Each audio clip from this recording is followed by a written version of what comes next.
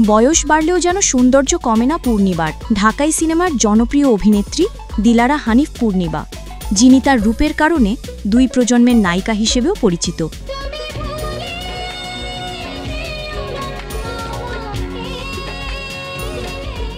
90 দশকের শেষ দিকে শুরু করেন তার কেরিয়ার। অনেকেই অনুকরণ করেন তাকে। এবার সামনে এলেন একেবারেই অন্যরকম এক লুকে। তাকে দেখে কম বয়সী এক তরুণীর মতো লাগছে।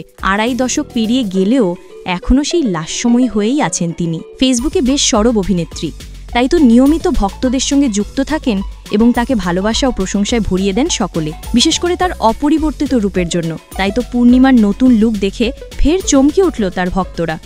সম্প্রতি পূর্ণিমা তার ফেসবুকে কিছু নতুন ছবি শেয়ার করেছেন, যা তার ভক্তদের নজর কেড়েছে। ছবিগুলোতে তাকে দেখা যায় নতুন লুকেই। পরেছেন সিল্কি কালো পোশাক, চুলে ব্রাউন কালার, সঙ্গে ওয়েভি স্টাইল।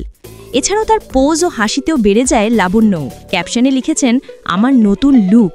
আর নতুন লুক মানেই নতুন ভাইব। তবে ঘুরে ফিরে সেই একই রকম মন্তব্যই চোখে পড়ে পূর্ণিমার মন্তব্য ঘরে।